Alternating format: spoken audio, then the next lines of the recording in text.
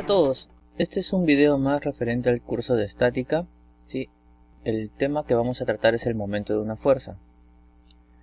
Anteriormente hemos considerado que los cuerpos no se deforman bajo la acción de las cargas, es decir, actuábamos en una partícula. Teníamos una partícula, se le aplicaban las cargas y esta partícula no se deformaba. Lo considerábamos como si fuese un cuerpo rígido. Sin embargo, esto no siempre es así, puesto que realmente sí se producen ciertas deformaciones. El hecho es que son tan pequeñas que no afectan las condiciones de equilibrio o de movimiento de la estructura en consideración, como nos explicaba la primera ley de Newton, ¿no? De todos modos, no queremos decir que estas fallas no sean importantes. Realmente son importantes, pero para la resistencia a la falla de las estructuras, es decir, esto se va a estudiar a fondo en la mecánica de los materiales, no así se toca estos temas en la estática. Dicho esto, lo primero que debemos saber es que las fuerzas que actúan sobre los cuerpos rígidos se pueden dividir en dos grupos, fuerzas internas y fuerzas externas. Las fuerzas internas son las que mantienen unidas las partículas del cuerpo, es decir, dentro de este camión van a actuar varias fuerzas que van a hacer que este cuerpo, o este camión en todo caso, se mantenga con ese cuerpo. Por otro lado, las fuerzas externas representan la acción que ejercen otros cuerpos. Por ejemplo, aquí tenemos tres personas que están jalando o tirando de este camión con una tensión en este sentido, ¿sí? Una tensión o una fuerza que ejercen estas tres personas. Asimismo vamos a tener aquí una fuerza en el sentido vertical hacia abajo que se va a denominar el peso, ¿sí? Este peso va a ser el producto de la masa de este camión por la aceleración de la gravedad. Al mismo tiempo, el peso de este camión va a generar dos reacciones en el pavimento, ¿sí? La reacción 1 y la reacción 2, ¿no? Que actúan sobre el punto donde están apoyadas las llantas de este camión. Entonces, aquí lo obtenemos esquematizado. Como podemos ver, las fuerzas externas representan la acción que ejercen otros cuerpos sobre el cuerpo rígido en estudio. En este caso el cuerpo rígido es el camión, y todas estas fuerzas externas son producto de otros cuerpos. Ahora nos centraremos en estas fuerzas externas, puesto que son las que ocasionan movimientos de traslación, de rotación o ambos. Para ello debemos entender primero lo que es el principio de transmisibilidad de la fuerza, el cual establece que si una fuerza F, como la que tenemos aquí, actúa en un punto dado de un cuerpo rígido, este viene a ser el cuerpo rígido, está actuando en este punto determinado, ¿sí? Al reemplazarse por una fuerza F', como la que tenemos aquí, que tiene la misma magnitud, es decir, F igual a F', ¿sí? Magnitud y dirección, pero que actúa en otro punto de su misma línea de acción. Esta línea de acción y esta línea de acción vienen a ser las mismas. Por lo tanto vemos que esta fuerza actuaba en este punto, en esta línea de acción, y esta fuerza F' está actuando en este punto dentro de la misma línea de acción. Sin embargo, las magnitudes son las mismas y la dirección es la misma. Dicho esto, F y F' son equivalentes.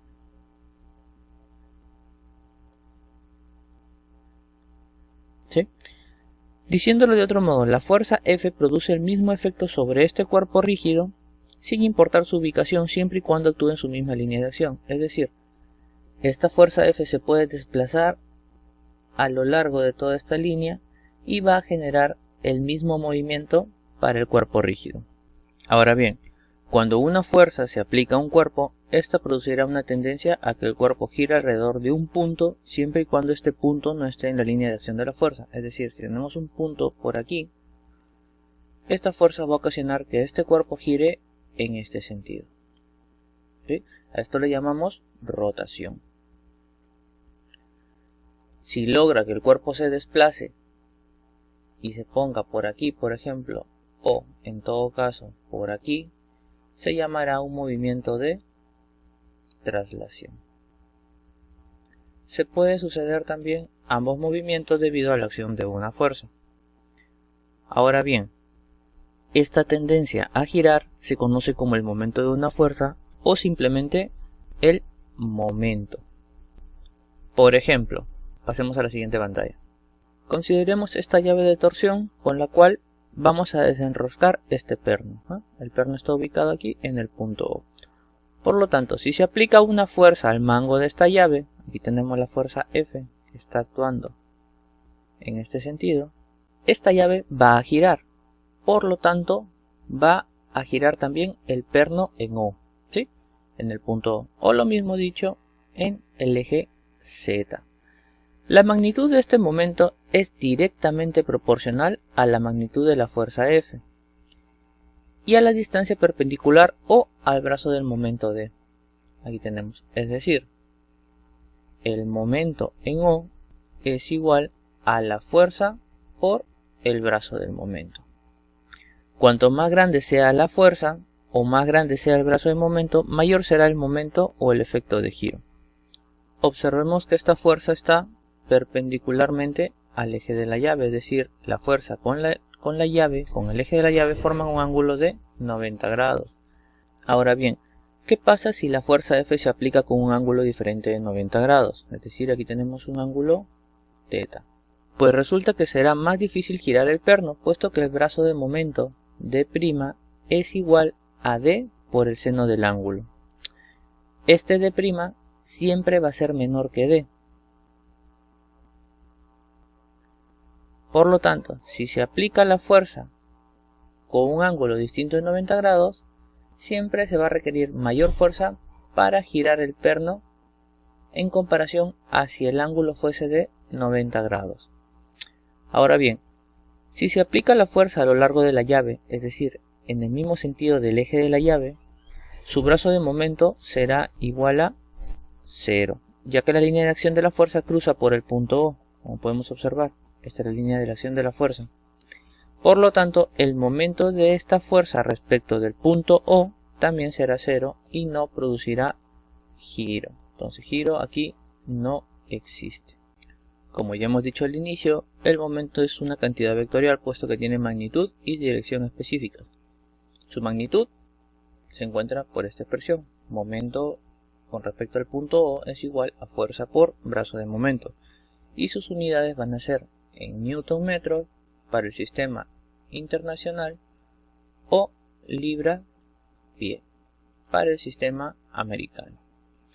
La dirección del momento está definida por su eje de momento, el cual es perpendicular al plano que contiene la fuerza y el brazo. Como podemos ver aquí, tenemos otra llave, ¿sí?, para girar este tubo, aplicándole una fuerza. Como podemos observar, esta fuerza actúa en una línea de acción determinada. Esta fuerza actúa en una línea de acción determinada. Si nosotros empujamos la llave, ¿sí?, vamos a generar una rotación. Por lo mismo, si nosotros jalamos esta llave, vamos a generar también el mismo giro.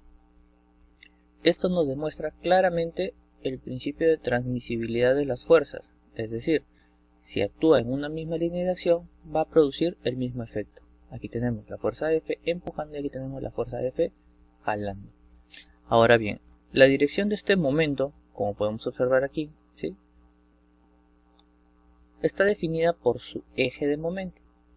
Aquí vemos que aquí está el eje de momento y el giro se está produciendo en este sentido. Este eje de momento es perpendicular al plano que contiene tanto a la fuerza como al brazo de momento. ¿Sí? Ya tenemos fuerza, brazo de momento, perpendicular a la fuerza, y aquí tenemos un plano, pues perpendicular a este plano tenemos el eje del momento. Para establecer el sentido del giro, se utiliza la regla de la mano derecha, tal como muestra la figura. ¿Sí? Aquí tenemos la manito, con la misma posición de los dedos es que estamos expresando el sentido del giro. Como podemos observar, el pulgar señala hacia dónde va el eje de momento y los dedos doblados indican el sentido en el cual se debe hacer la operación vectorial para determinar el eje de momento. Eso lo veremos más adelante, ahora mismo estamos en la notación escalar. Y bueno, por convención de signos, nosotros vamos a considerar que el sentido antihorario, es decir, el sentido en contra de las manecillas del reloj, va a ser el sentido positivo. y el sentido horario va a ser el sentido negativo.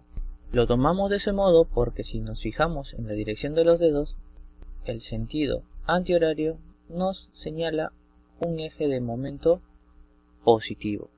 Ahora bien, para problemas bidimensionales, es decir, en el plano, donde las fuerzas se encuentran en el plano XY, el momento resultante se ubicará en el eje Z y se determinará sumando algebraicamente los momentos causados por todas las fuerzas en el sistema. Observamos aquí una fuerza. El momento va a ser igual fuerza por brazo de momento, ¿sí? Para una fuerza. Si tenemos un sistema de fuerzas, se sumarán algebraicamente cada una de estas. Por ejemplo, aquí tenemos fuerza 1, aquí tenemos fuerza 2, aquí tenemos la fuerza 3 y cada una con su respectivo brazo de momento. Cada una de estas generará un momento, momento 1, momento 2, momento 3 y la sumatoria de estos momentos dará el momento resultante. La convención es la misma. Por ejemplo, la fuerza 1 obliga a que gire en el sentido antihorario, ¿sí? Momento 1, positivo. La fuerza 2 hará que gire en este sentido, momento 2 será negativo. Y la fuerza 3 hará que gire en el sentido antihorario, momento 3, positivo. Aquí tenemos fuerza 1 por D1 positivo menos fuerza 2 por D2 positivo más fuerza 3 D3 positivo. Y esta vendría a ser la sumatoria de fuerza por brazo de momento, por lo tanto tendríamos el momento resultante. Todo esto ha sido formulándolo escalarmente. Ahora, ¿qué pasaría si lo queremos formular vectorialmente? Bueno, pasemos al siguiente pantallazo. En primer lugar, para poder entender el momento de una fuerza de forma vectorial, antes es necesario explicar el método del producto cruz de la multiplicación vectorial. El producto cruz de dos vectores, A y B, por ejemplo, aquí en este caso, da como resultado el vector C. ¿Sí? Tenemos tres vectores, el cual se escribe de este modo y se lee C es igual a A cruz B, o en algunos casos A aspa B. Bien, la magnitud de C se define de este modo. La magnitud de C es igual a AB por el seno del ángulo θ que se forma entre los dos. Es decir, C es igual al producto de la magnitud de A por la magnitud de B por el seno que se forma entre ambos vectores. Este ángulo siempre va a estar entre los 0 grados y los 180 grados. También podemos ver que el vector C tiene una dirección perpendicular al plano donde se encuentra A y donde se encuentra B, de tal manera que C se especifica también, igual como hemos visto en la formulación escalar, mediante la regla de la mano derecha.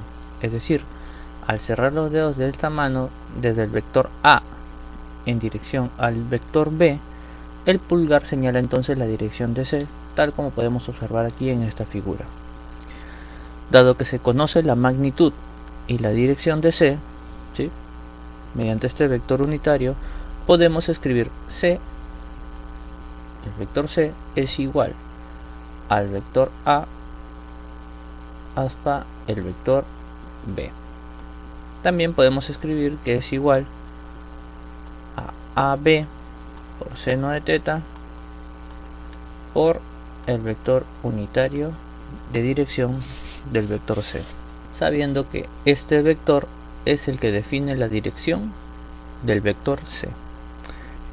Cabe resaltar además que la ley conmutativa no es válida, es decir, A cruz B, ¿sí?, no es igual que B cruz A. En vez de eso podemos afirmar que es igual a menos B cruz A. Esto se muestra en esta figura por la regla de la mano derecha. El producto cruz B, como podemos aquí, o B aspa A, produce un vector que tiene la misma magnitud, en este caso, pero actúa en dirección opuesta a este vector C. ¿Sí? Este vector C está en sentido de positivo y este vector C está en el sentido de las negativas. Ahora bien, si el producto cruz se multiplica por un escalar A, obedece la ley asociativa, es decir, A por A cruz B va a ser igual A por el vector A, aquí estamos hablando de vectores, cruz B. También puede ser igual a A cruz AB. También puede ser igual a A cruz B por A. Y por último tenemos que el producto cruz de vectores también obedece a la ley distributiva de la suma. Es decir, el vector A cruz vector B más vector D es igual al vector A cruz B más vector A cruz D. Es importante observar que debe mantenerse el orden adecuado de los productos cruz siempre, puesto que no son conmutativos en este caso, ¿no? Tal como explicamos en la parte superior.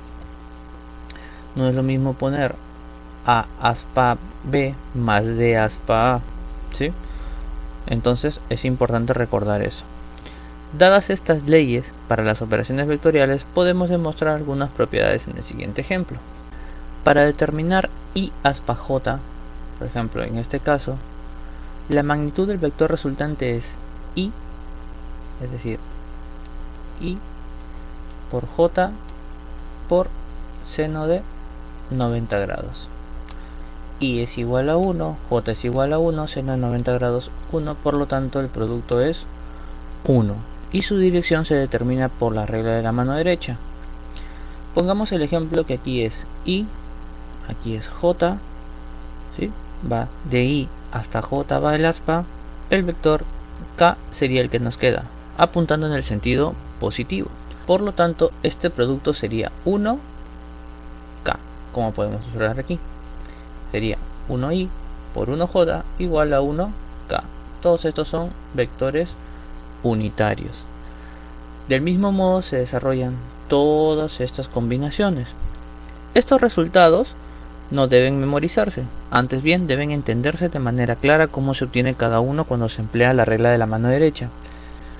Este sencillo esquema, como tenemos aquí este circulito de aquí de arriba, nos ayuda a obtener los mismos resultados cuando se requiere, puesto que nos muestra que al cruzar dos vectores unitarios en sentido contrario al de las manecillas del reloj, es decir, en este sentido, se obtiene el tercer vector unitario con signo positivo.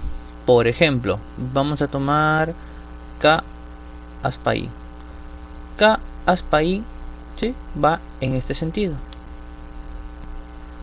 Por lo tanto, el producto sería igual a J positivo, ¿sí? Por otro lado, si tomamos I aspa K, es decir, en este sentido, vamos a tener que el producto va a ser con signo negativo, como tenemos aquí. Y bueno, este sencillo esquema es de mucha ayuda al momento de los exámenes, para no memorizar cada valor, sino al contrario, memorizar este círculo, que no es muy complicado, y a partir de ahí, una vez se sepa utilizar, definir los resultados de las distintas combinaciones de producto cruz que se requiere para la resolución de los distintos problemas, ¿no?, como tenemos aquí. Ahora bien, considerando por ejemplo el producto cruz de dos vectores generales A y B expresados en forma vectorial cartesiana, como tenemos aquí, sus componentes rectangulares tanto en x, y, j para ambos vectores, tenemos la siguiente combinación. Es decir, se multiplica ax por by por by por bz, y del mismo modo el ay por bx por by por bz, así cada uno de sus miembros, teniendo 9 componentes dentro de esta operación vectorial. Ahora bien, como tenemos aquí los vectores unitarios que mediante el producto cruz van a originar un vector de dirección, utilizamos este esquema.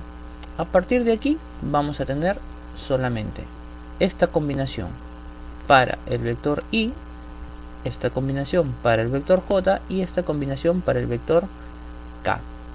Como podemos observar, AY BZ sería J aspa K. J aspa K nos va a dar el vector I. Y AZ BY K aspa J nos va a dar el vector menos I. Por lo tanto, aquí está el signo negativo de la ZBY.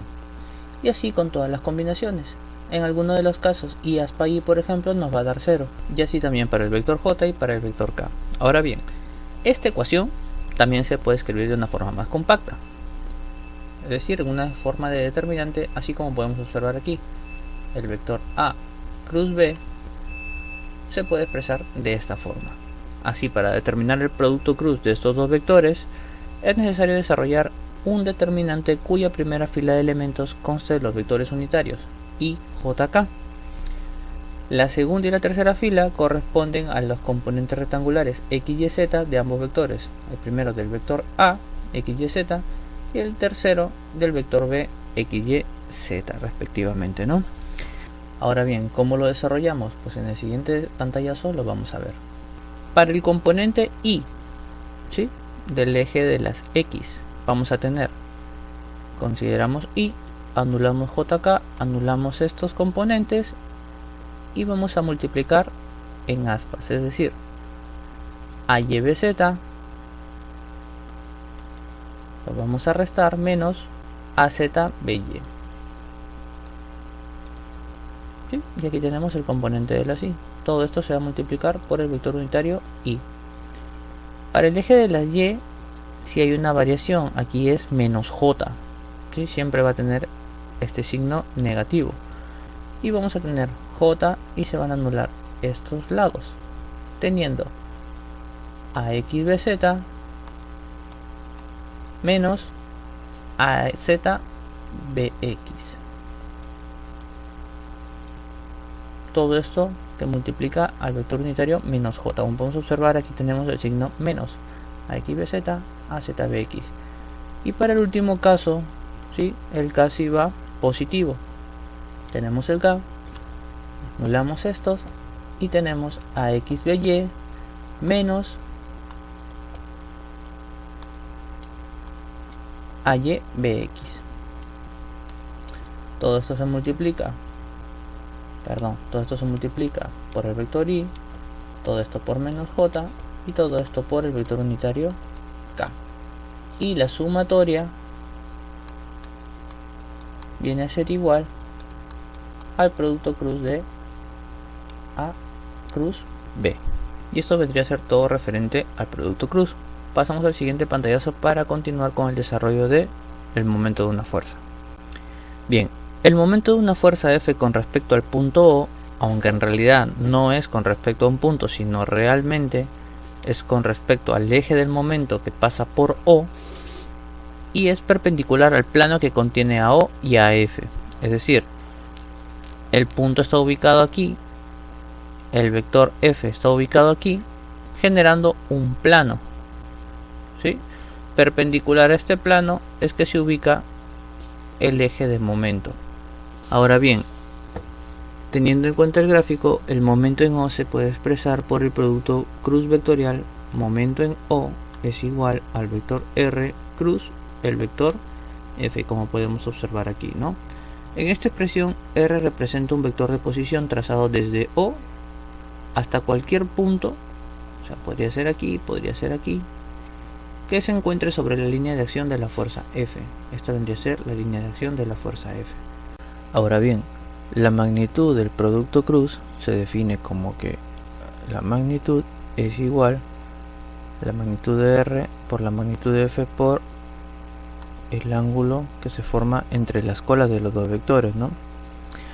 Ahora bien, para establecer este ángulo se debe tratar a R como un vector deslizante, de manera que el ángulo se pueda construir correctamente. Es decir, nosotros tenemos aquí el vector R. Si nosotros trazamos aquí una línea punteada, ¿sí?, que sigue este vector se va a desplazar aquí, de manera que aquí tendríamos el ángulo θ, tal como podemos observar aquí en la figura, y sobre este punto vamos a tener el momento, ¿sí? Aquí aplicamos la regla de la mano derecha, es decir, R cruz F es igual al momento en el eje O, que como ya hemos dicho es perpendicular al plano donde se ubican todas estas fuerzas. Asimismo, observemos que el curveo de los dedos, como el curveo, ¿sí?, alrededor del momento, indica el sentido de rotación causado por la fuerza, es decir, en este sentido. Como el producto cruz no obedece la ley conmutativa, es importante conservar el orden de R aspa F o R cruz F para producir el sentido correcto de la dirección para este momento. Ahora bien, por lo general la operación del producto cruz se usa en 3 dimensiones porque no se requiere la distancia perpendicular hasta la fuerza, o mejor dicho, hasta su línea de acción. Como vimos al inicio de este video, F se puede aplicar en cualquier punto a lo largo de su línea de acción y aún así crear el mismo momento con respecto al punto O. En otras palabras, podemos usar cualquier vector de posición R, como podemos observar aquí, medido desde el punto O hasta cualquier punto sobre la línea de acción donde actúa la fuerza, ¿no? Dicho esto, si establecemos ejes coordenados X, Y, Z, por ejemplo aquí, el vector posición R, ¿sí?, y la fuerza F pueden expresarse como vectores cartesianos. R va a tener sus componentes tanto en X como en Y como en Z. Vamos a tener aquí un RY, un X y un RZ. Del mismo modo, esta fuerza, colocando aquí el eje X, Y, Z, ¿sí?, esta fuerza F también va a tener sus componentes Fx, Fy y Fz, ¿no?, basándonos en este nuevo punto que será su origen para esta fuerza. Ahora bien, estas componentes las vamos a colocar, es decir, las F's y las R's, en esta expresión. Como vimos en la pantalla anterior, habíamos colocado IJK y aquí los vectores A y los vectores B, ¿cierto? Pues el vector A vendría a ser R, el vector R, y el vector B vendría a ser el vector F. Entonces el producto R cruz F vendría a ser de este modo: IJK, que representan los 3 ejes coordenados X, Y, Z. Tendríamos Rx, Ry, Rz, que representan las componentes X y Z del vector de posición trazado desde el punto O hasta cualquier punto sobre la línea de acción de la fuerza. Y del mismo modo vamos a tener Fx, Fy y Fz, que representan los componentes X y Z del vector fuerza. Ahora bien, si se desarrolla el determinante de esta expresión, así como se explicó anteriormente, vamos a tener esta otra expresión. Así tendríamos que el momento en el eje X sería igual a esta expresión, lo mismo para el eje Y y lo mismo para el eje Z. Entonces, si en un sistema de fuerzas actúa sobre un cuerpo, es decir, no solamente tenemos una fuerza, sino tenemos varias fuerzas, el momento resultante de las fuerzas respecto al punto O puede ser determinado mediante la suma del momento de cada fuerza. Es decir, cada fuerza, ¿sí?, o cada momento generado por cada fuerza se va a expresar de este modo y luego se van a sumar. Esta resultante se puede escribir simbólicamente de este modo, en el cual tenemos que es la sumatoria del vector de posición R cruz vector de fuerza, ¿no? Entonces, se sumarían los componentes, así como hacíamos la sumatoria de las fuerzas, del mismo modo haríamos la sumatoria de los componentes rectangulares de cada momento. Por último, tenemos un concepto que se usa a menudo en mecánica, el principio de momentos, al cual también se le llama teorema de Varignon, porque fue quien lo desarrolló. Ahora pasaremos al siguiente pantallazo para poder observarlo. Bien, el principio establece que el momento de una fuerza con respecto a un punto, vamos a ver, con respecto a un punto, es igual a la suma de los momentos de las componentes de la fuerza con respecto al mismo punto. Este teorema puede probarse fácilmente por el producto cruz, puesto que dicho producto obedece la ley distributiva. Por ejemplo, vamos a considerar los momentos de la fuerza F, ¿sí?, y sus dos componentes, F1 y F2. También con respecto al punto O, vamos a tener aquí, como el vector F es igual al vector F1 más el vector F2, y teniendo que el momento con respecto de O es igual al vector de posición R cruz vector F, entonces vamos a tener un producto cruz entre el vector de posición R y la sumatoria de la fuerza 1 y la fuerza 2 al vector, ¿sí? Esto va a ser igual al vector de posición R cruz vector de fuerza 1 más vector posición R cruz vector de fuerza 2. Por lo tanto, si nosotros tenemos un problema en dos dimensiones tal como el de esta figura, podemos usar el principio de momentos para descomponer esta fuerza F, ¿sí?, en sus componentes rectangulares Fx, Fy, y después determinar el momento con un análisis escalar. Como hemos podido ver, aquí tenemos un análisis vectorial. Sin embargo, el análisis escalar sería de este modo, ¿sí? Por lo general, este método es más sencillo que determinar el mismo momento calculando el brazo perpendicular a la línea de acción de la fuerza, porque muchas veces por geometría se nos hace bastante complicado determinar este segmento. Entonces, para poder determinar este brazo, en algunos problemas se complica y es más práctico, ¿sí?, descomponerlo en sus componentes rectangulares x, y para con ellos poder determinar el momento resultante. Y esto vendría a ser el principio de momentos o el teorema de Varignon. Y ahora sí, pasemos a hacer un resumen de todo este video.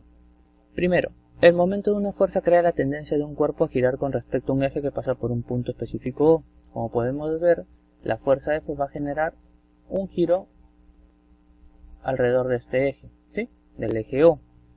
Mediante la regla de la mano derecha, el sentido de rotación está indicado por la flexión de los dedos y el pulgar se dirige a lo largo del eje de momento o línea de acción del momento. Aquí tenemos la regla de la mano derecha. Como hemos visto, ¿sí?, tenemos este giro, por lo tanto giramos en ese sentido los dedos y el pulgar nos está indicando que va verticalmente hacia arriba el eje de momento. Ahora bien, la magnitud del momento se determina mediante esta expresión. Momento es igual a fuerza por brazo, donde D es el brazo de momento y representa la distancia perpendicular más corta desde el punto O hasta la línea de acción de la fuerza. Tenemos aquí nuestra fuerza, esta es la línea de acción, por lo tanto la línea perpendicular viene a ser el brazo de momento.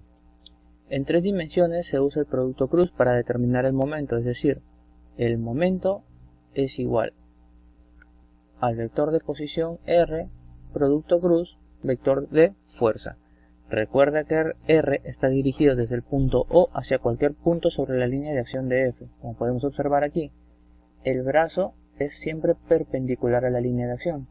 El vector R puede indicar hacia cualquier punto de la línea de acción. Este también puede ser el vector R, por ejemplo.